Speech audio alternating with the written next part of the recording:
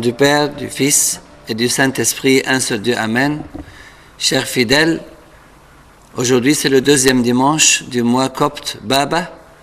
J'aimerais vous parler aujourd'hui d'un sujet, comment Jésus nous aide toujours de passer de l'échec à l'espoir.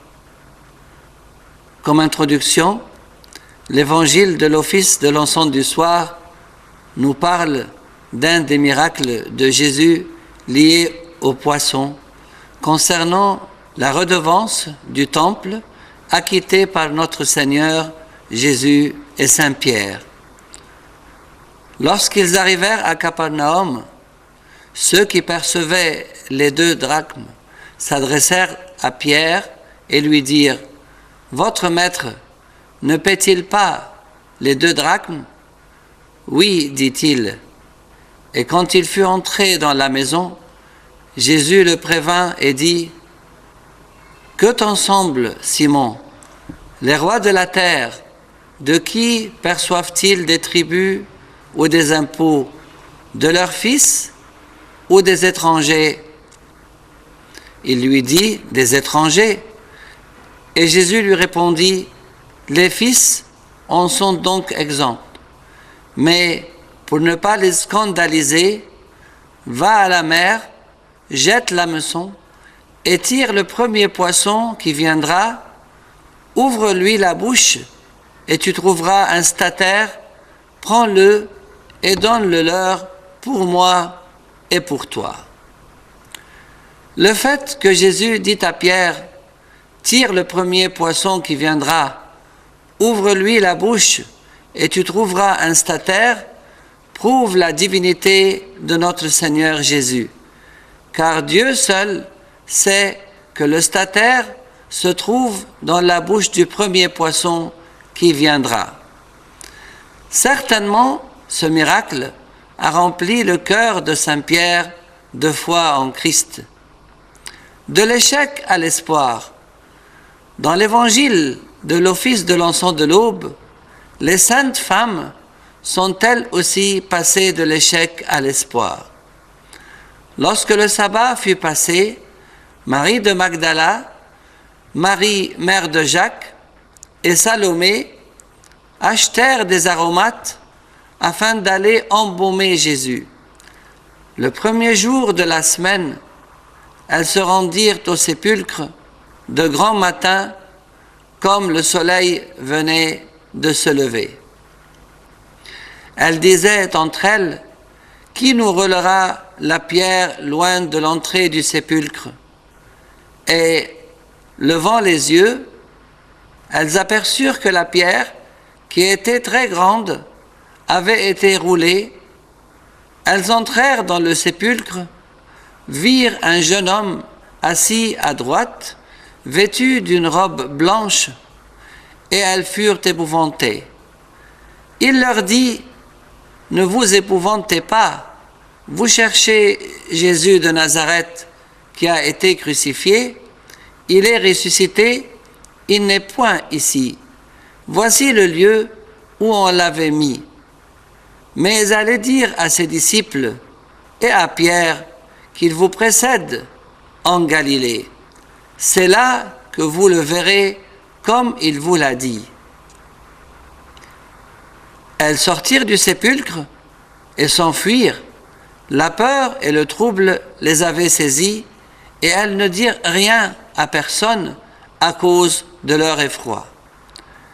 L'échec se voit quand elles achetèrent des aromates afin d'aller embaumer Jésus qu'elles croyaient mort, or il était ressuscité.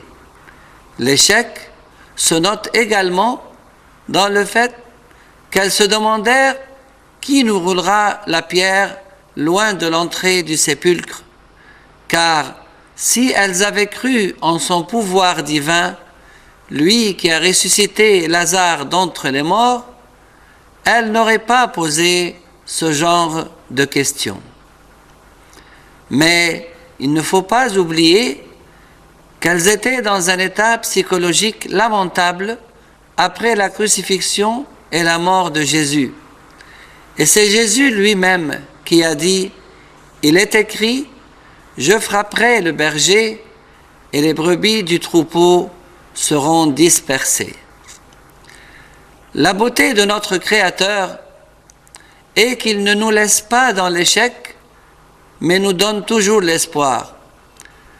Comme l'a dit saint Paul dans sa deuxième épître aux Corinthiens, « Car Dieu, qui a dit « La lumière brillera du sein des ténèbres », a fait briller la lumière dans nos cœurs pour faire resplendir la connaissance de la gloire de Dieu sur la face de Christ. » Saint Paul nous rassure dans cette même épître en disant « Nous sommes pressés de toute manière, mais non réduits à l'extrémité, dans la détresse, mais non dans le désespoir, persécutés, mais non abandonnés, abattus, mais non perdus, sachant que celui qui a ressuscité le Seigneur Jésus nous ressuscitera aussi avec Jésus et nous fera paraître avec vous en sa présence. » L'appel des 4 premiers disciples. L'évangile de la divine liturgie nous montre en quel état d'échec étaient les pécheurs et comment leur histoire s'est terminée. Comme Jésus se trouvait auprès du lac de Génézareth et que la foule se pressait autour de lui pour entendre la parole de Dieu, il vit au bord du lac 2 barques, d'où les pêcheurs étaient descendus pour laver leurs filets. Il monta dans l'une de ces barques, qui était à Simon, et il le pria de s'éloigner un peu de terre. Puis il s'assit, et de la barque, il enseignait la foule.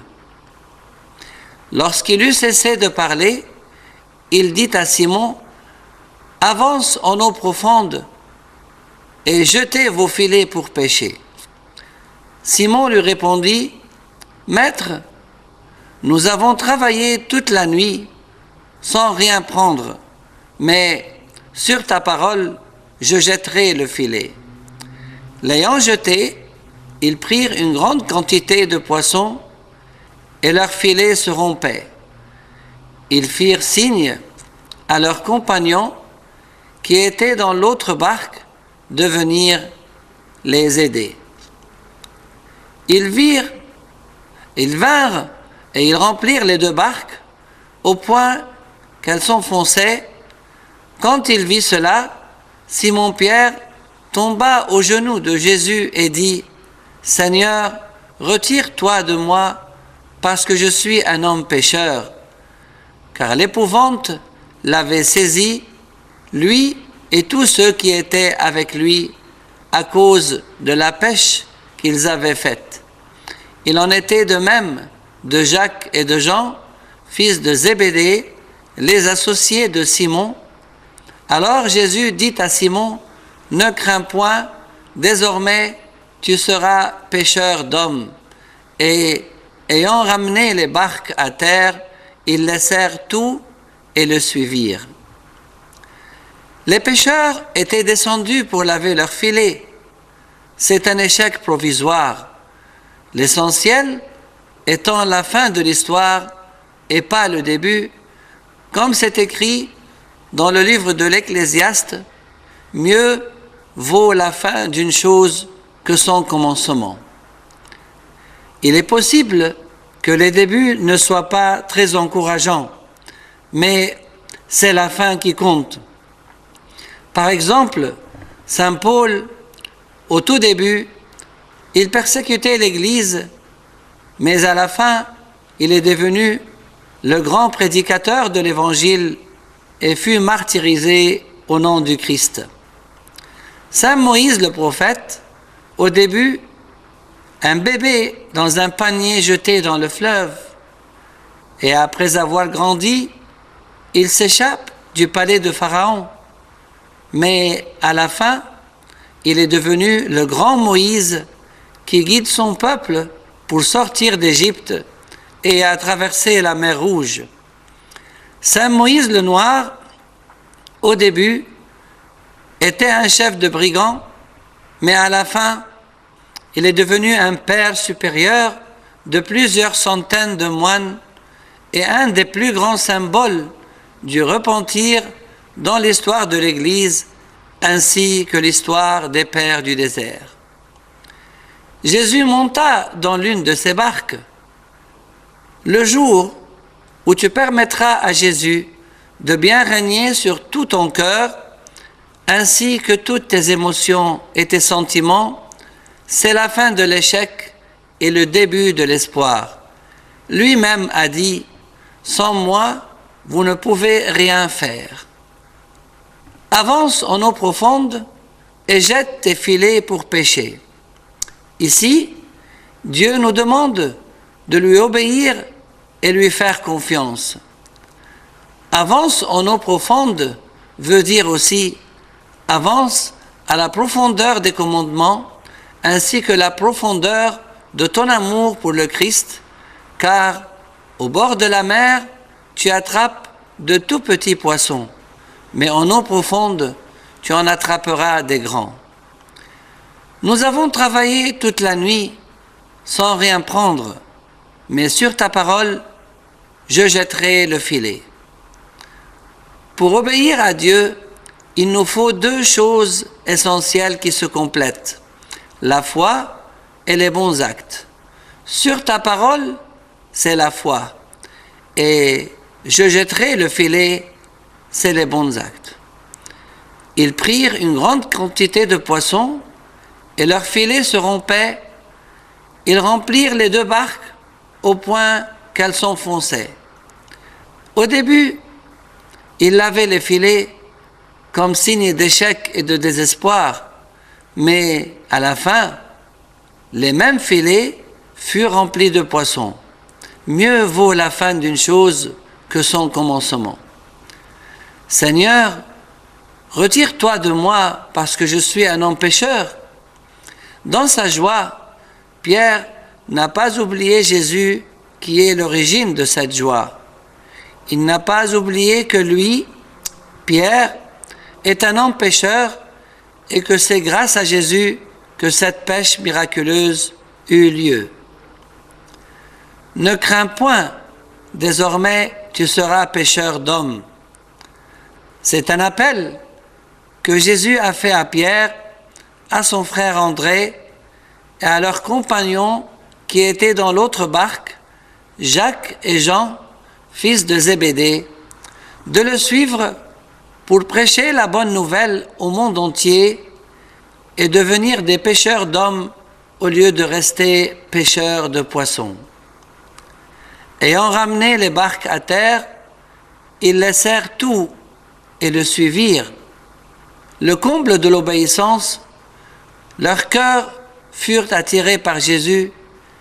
Ils se détachèrent de tout attachement éphémère et devinrent ses 4 premiers disciples. Que notre Seigneur nous amène toujours de l'échec à l'espoir et gloire à lui éternellement. Amen.